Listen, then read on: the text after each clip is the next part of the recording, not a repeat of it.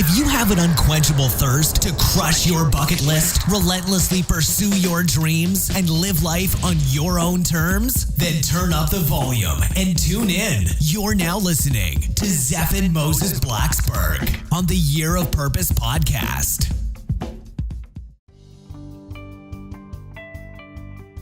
This episode of the Year of Purpose is brought to you by our brand new book, Life Rescripted. Find your purpose and design your dream life before the curtains close. If you want to be the first in line to receive a free digital copy from me, all you have to do is head on over to www.liferescriptedbook.com to find out more.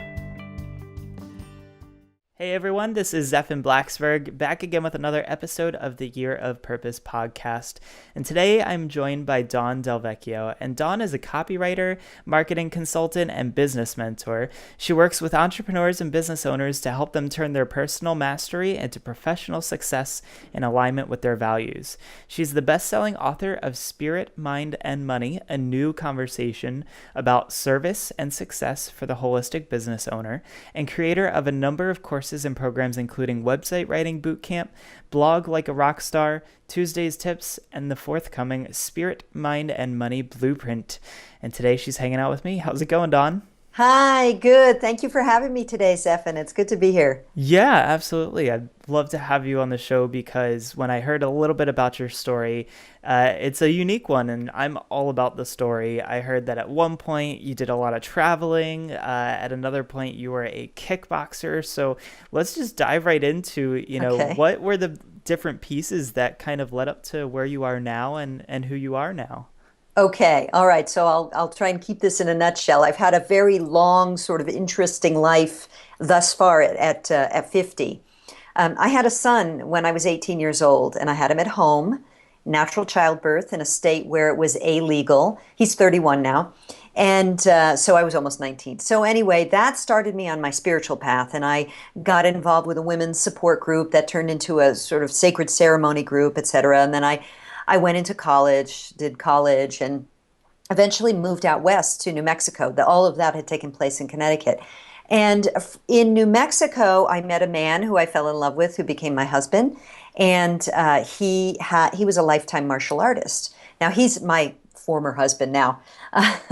But at the time, he was my spouse, and we ran a martial arts gym together, and I learned Muay Thai kickboxing, and I learned a bunch of other martial arts, Filipino weapons and Brazilian Jiu-Jitsu, and we had a progressive combative martial arts school. And I eventually, in Muay Thai, they say that the belt is in the ring. So we don't go through a belting system like white belt, yellow belt, orange belt, that kind of thing. We actually step in the ring and compete, and that's how you get to a point where you're ready to take your certification, et cetera. So long story short, I had about 36 ring fights, put many students in the ring as well, threw tens of thousands of hundreds of kicks, punches, elbows, knees, et cetera. And my son grew up in that gym, and then he got older and he went on his own. He lived in Mexico for a year, and my spouse and I really, there was a break. There was a break in my love for that. I felt, to use a little bit of spiritual language, I felt my soul was calling me to something else, and I didn't know how to get out of it. I mean, we had this big gym, we had a home, we had a mortgage, we had a life. We bought land, we built a house, like this whole thing, and this happens sometimes, your life, your soul, your higher self, whatever you say, is calling you to something else. And you're like, but wait a minute, I've invested all these years. And anyway, in time, we were able to go our separate ways. And I moved overseas to Thailand, where I kickstarted a second career as a travel writer, as a luxury travel writer. So I moved to the country of the art that I had studied and invested my life in for all those years. And that's when I stopped kickboxing. So I became sort of known as one of the kickboxing writers because I knew the art so well. It's the national sport of Thailand. But that's when I became a writer. And I did writing for about, I was a professional writer for about 10 years, I think, when I had another shift where I really felt like, what I'm doing it's not fulfilling what I'm supposed to be doing here. I mean, 10 years of professional writing and magazine editing and traveling around really gets you to hone your chops. I already had a degree in literary criticism. I knew I had a skill for writing, but now it was good. And now I was like, but this is not fulfilling me. I mean, I'm living this sort of luxury lifestyle from time to time, free hotel stays and yachting and massages and all of that. But I wasn't making a whole lot of money, and I wasn't feeling like it was of any service. It wasn't the right thing. So I spoke with the man who had become my spouse or partner at the time, who I'm with now. And I was like, I'm done with this. And he's like, you're such a good writer. You can't stop. I'm like, well, I know it's writing, but it's not this. And that's when I had the opportunity, through serendipity, came across this guy, Vishen Lakhiani, who runs Mind Valley, the internet marketing and publishing house in Malaysia. And I had the opportunity to work with them. And that's where I took all those years of writing skills and ability and running a few businesses and all of that stuff in Asia, my Asia connection, and really shifted and turned to the skills of marketing and copywriting. And that's what sent me on the path of where I am today. And then I had to learn coaching and mentorship and really get my money mindset on, because that was pretty checked out. And that's as quickly as I could put it in a nutshell, all the various unusual pieces of how I ended up from where I was to where I am now. Well, I really like that you show that there were so many different, pieces of the puzzle here. And I think that, and this is something that I've been talking to people so much more about lately, and it's actually in my next book called Life Rescripted, is living by a script. We think that there is supposed to be this way that we're supposed to live out our lives of, grow up, go to college, get a job, hold it for 40 years, or maybe start a business and do the same thing, though, for the rest of our lives. And I think that for some people, they're okay with that, right? Mm-hmm. But for a majority now, and we're seeing this more and more, it's really creating a problem because people get so stuck in what they're doing. And, much like you, I had videography as my skill, and everyone was like, well, how could you do something different? Like, this is what you've been doing for the last 8 years, and you're so good at it. Why would you change that? And so I think it's a matter of, pivoting into a different direction where we're not necessarily saying, I'm never going to do this again, but finding that new way to, fire ourselves back up again. Because as a copywriter, you're still writing. It's just in a much different manner. Yeah, and all those skills, I mean, everything from running a martial arts gym and learning and cultivating the grit and discipline to step in the ring, to all the writing that I did as a travel writer, all of that comes into play in what I've been able to accomplish in a few short years, building my consulting copywriting business now. And the success I've had comes from those pieces, even though they seem really like, really, Dawn, you were a kickboxer? An astrologer. I'm also an astrologer, but never professionally. But those skills come into play sometimes with my clients when they're stuck. Wow, all of a sudden we can look at things in a different way. So yeah, nothing is wasted.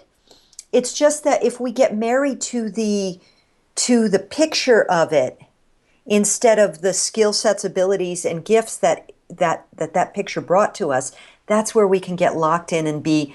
I mean, it took me 3 years to leave the marriage and leave the martial arts because I had so much vested interest and so much weight on my shoulders. And so sometimes it takes some time. But now I say all of that stuff is a gift still. Yeah, and so I'm curious, do you have any advice or, perhaps some lessons that tie in from the kickboxing and from the martial arts world and things that you've learned there to the situations where, I've seen people, they stay in relationships way longer than they should. They stay in jobs way longer than they should. And much like you said, they get married to this bigger picture of what they think they're supposed to do. How have some of the lessons that maybe you learned in the martial arts allowed you now to be able to look at things differently and say, okay, I've only been doing this for 6 months or a year, and I know when it's time to call it quits versus spending 4, 5, 6, 10 years, stuck in a situation? Yeah, this is a great question. Thank you for asking it. I do a lot of interviews these days, especially because of my book, and few people ask me this. Courage is the first thing. I mean, you just need courage to face your fears when you step in the ring. There's just no two ways about it. There you are in the ring. There's one other person, and their intention is to knock you out.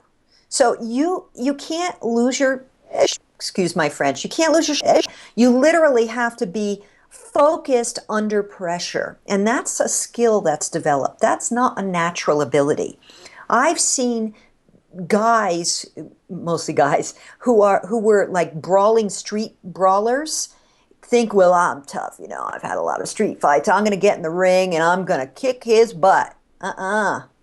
It's the one with the cool head and the cool heart and the willingness to keep their chin tucked and their hands up and their awareness out there that's going to take the shot and keep going. And because I work with entrepreneurs as a coach, mentor, consultant, among other things, besides the copywriting, I know that building your business and being an entrepreneur takes a tremendous amount of gumption, courage, grit.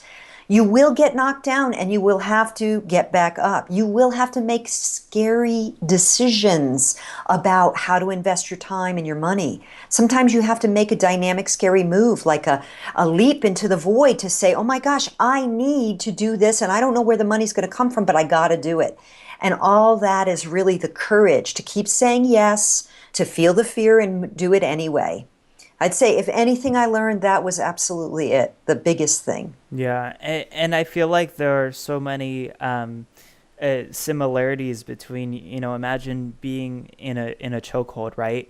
And I'm sure many people who are in an introductory class would think, all right, let's sit here, wait this out. Maybe I can figure it out if I keep struggling. They take too long to tap out, right? Yeah. And I think, there's so many similarities between that and staying in situations long enough because you think that you have it all figured out when really you're getting choked. And if you don't tap out soon, it's going to choke you. Yeah. And it will. And that was a big part of the lesson for me before I left my first marriage. I was dying of lack of oxygen. The metaphor would be oxygen, but of lack of joy, lack of good feeling in my marriage, in my business, the whole thing. Because I thought you got to stick with it. And and that's where it's being able to surrender and say, all right, this is done. Tap, I'm out. This isn't the right thing. So that's a bit of a different piece of it, but absolutely. And it also, what was the thing I thought too? Oh, when you are building something new, whatever it is, even if it's a new job, again, to take the sort of fighting metaphor, whether that's the fisticuffs of kickboxing or the sort of wrestling of jiu-jitsu, when you first start to spar, it's like everything's chaos. You just can't even manage to see and what you have to know. And that's what it's like sometimes when you start a business. You're like, I have to do this and the website and this, that, and the other thing. And it all feels like it's coming at you at once. And there's no sort of depth perception. It just all feels like overwhelm. And the thing that I always say is it's okay because that's just because you're new at it.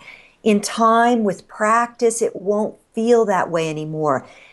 And you will time almost starts to slow down and you can field a whole lot of information at once after you've got experience. So you can't expect when you first, if you leave a job and you want to start a business or you leave a job to look for a new one, it can all feel kind of like scary and overwhelmed, like I've got to have it all figured out before I leave this misery. You can't.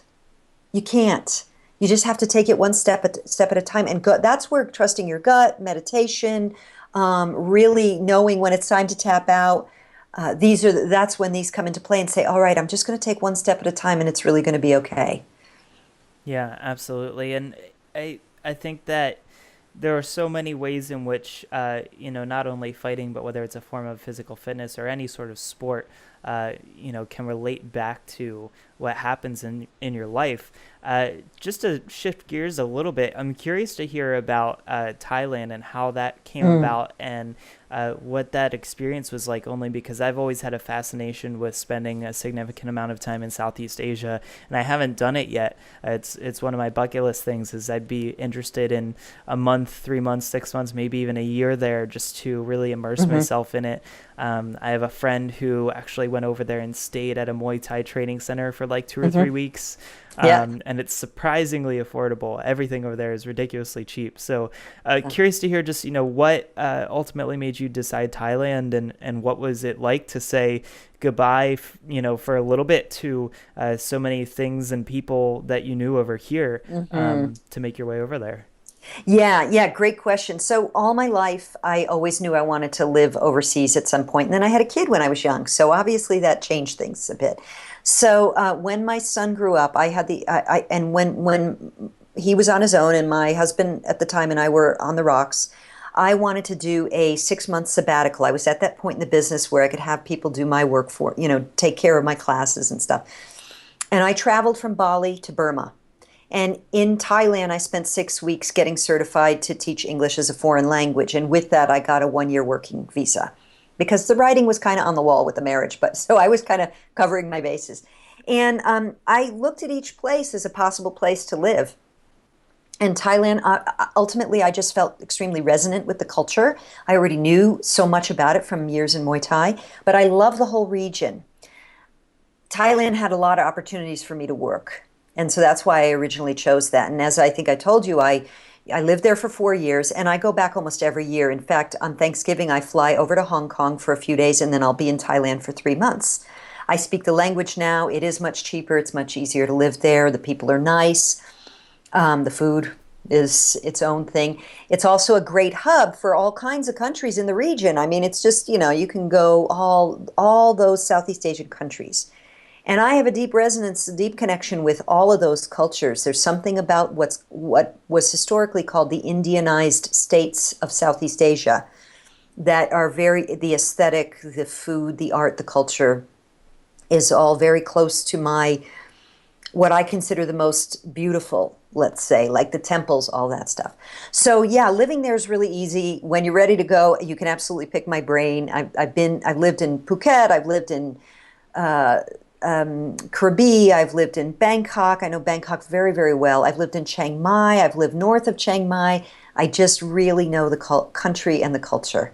And I love it. So yeah, and I'd imagine, because I'm hearing more and more people that are going over there and building these businesses. It's probably a totally different experience just to build a business that perhaps, making the same amount here in the United States versus over there, you get to save a lot more for yourself, which probably allows you to invest a lot more in yourself too. Like I was just watching a video the other day, and the equivalent of, us going to Starbucks and getting like a medium iced coffee, while over here is maybe $3, $4. Over there, it's like 30, 40 cents.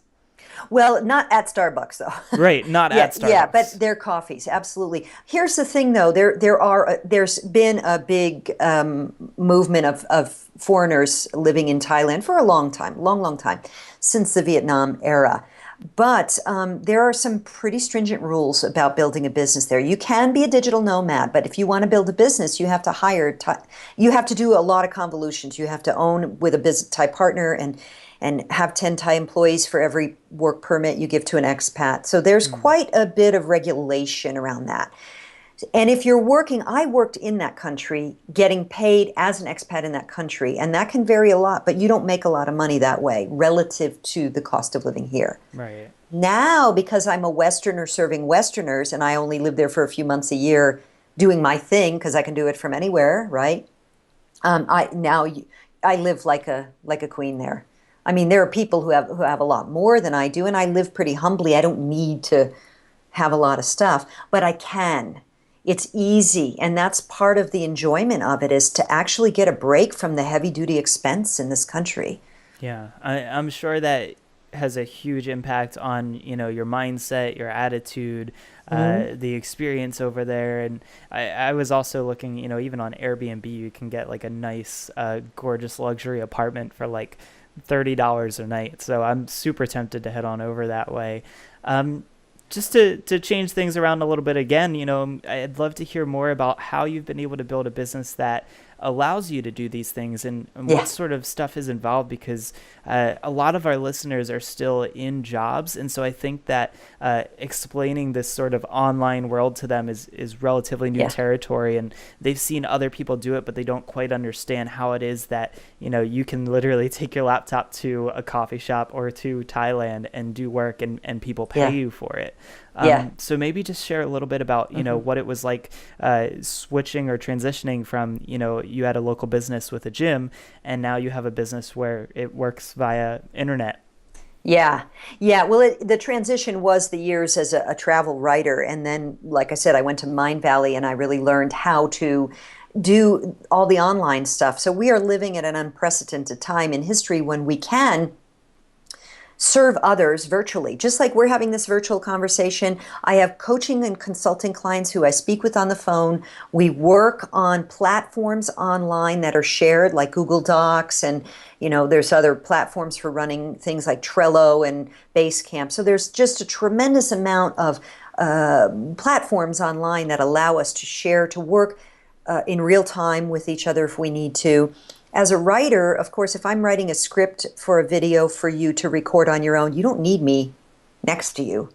You don't need me in the recording studio. You need me to do a good job. If I'm creating a launch plan for you, I'm creating the whole rollout of this happens then and this happens then, and here we need this team person to do that. None of that requires me being physically in the same office as you.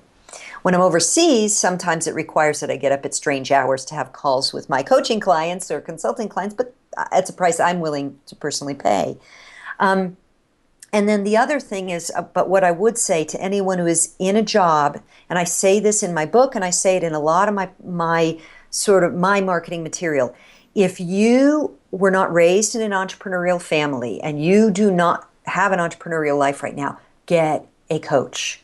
Get a coach and a mentor, because trying to reinvent the wheel of entrepreneurship doesn't make any sense when success leaves clues, and wealthy, successful entrepreneurs are the most studied people that we have.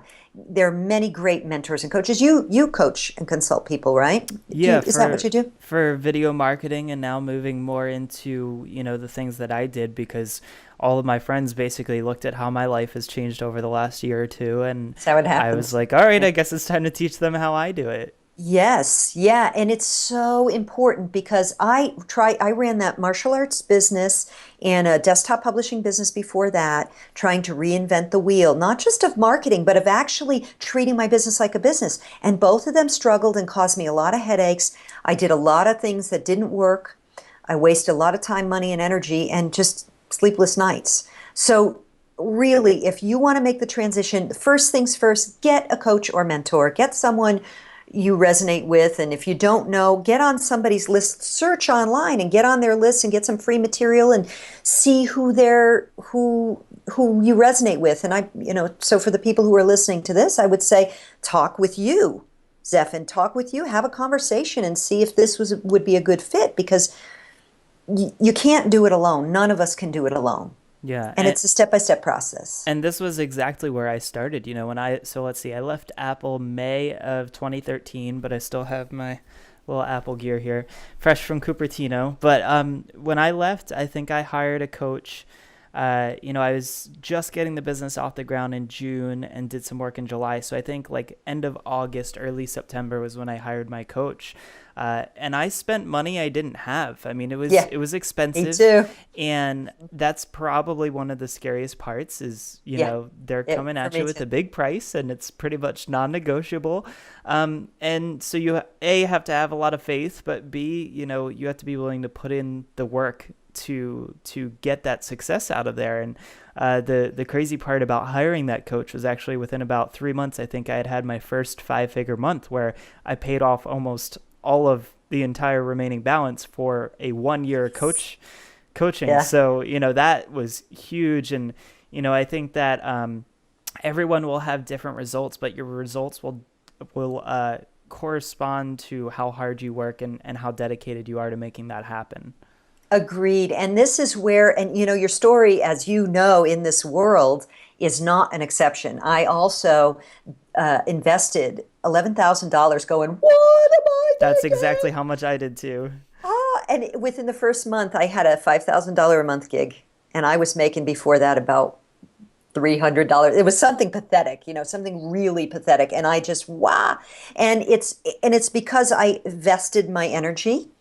And then also when you vest your energy and you put your money where your mouth is, you will put in the skin in the game. And this is why when people, you're probably at this place too, if people go, oh my God, I'm not going to spend, $1,000 a month for coaching. It's like, well, that's okay. Start where you need to start. But I don't need to lower my prices because the kind of results I get now with my clients who are willing to put the skin in the game that much changes everything. It changes the picture for them.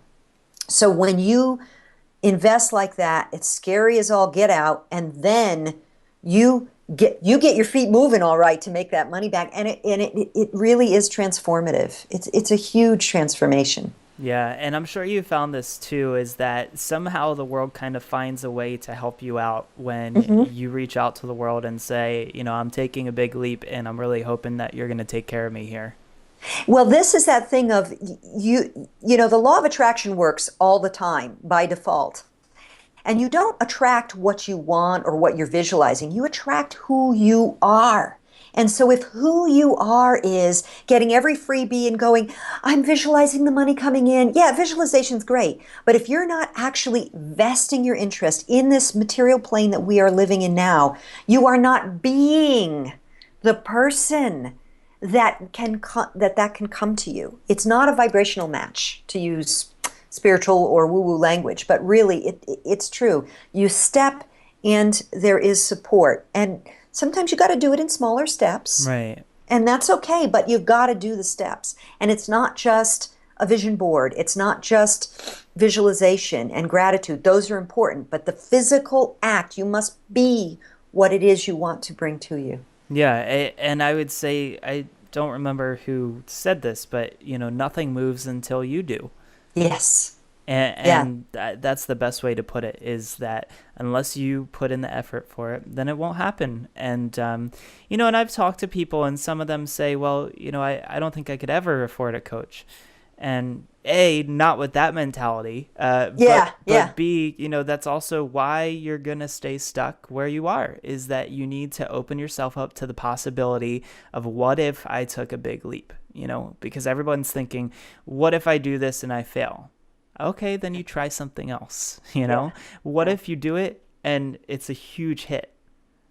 Seeing it from that side, it really changes the picture. Yeah, and I think that's the other piece of getting coaching and mentorship. If you have never been in the entrepreneurial world, it's the biggest personal growth process you can do to build your own business. And when you're an employee, your whole mindset is different about money, about your own growth as a person. Employees play not to lose. Entrepreneurs play to win.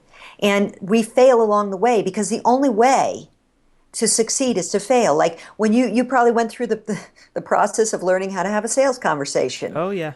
Oh, boy, that's a good one. And in fact, I'll be coaching 2 of my clients today on that very thing. And it's like people think, oh, my God, what if they say no? Hey, if you're converting at 20%, that means 8 out of every 10 people you talk to are going to say no.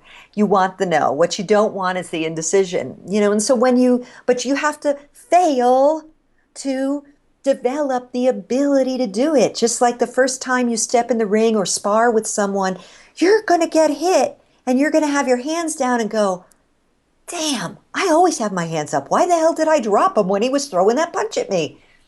That's the part of it. And when you have that mindset, everything shifts. And coaching and mentorship helps so much with that. Yeah, absolutely. Listen, this has been an amazing discussion, Dawn, and I know that you do so many more things. It is not just kickboxing. It is not just traveling. You are a copywriter. You are a marketing and business consultant and mentor. I'd love to have you share with everyone, how they can find out more about you. If they're interested in getting their business off the ground and they want to talk to you, where is the best place for them to go and to find out more? Great, thank you. Yeah, the best place is there's 2. For directly to reach me is go to dawndelvecchio.com.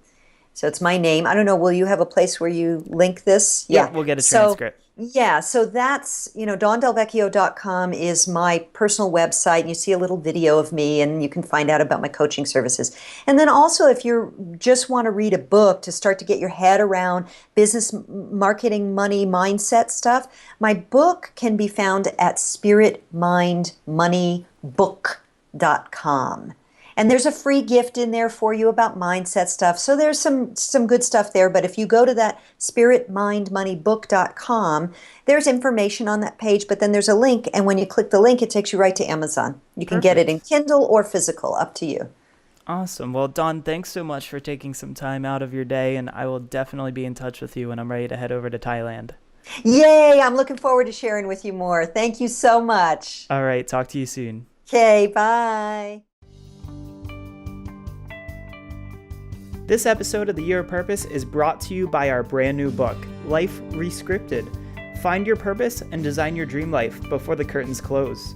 If you want to be the first in line to receive a free digital copy from me, all you have to do is head on over to www.liferescriptedbook.com to find out more. I've discovered what I think is the world's most effective process to design your path in life. It'd be a shame if I didn't share it.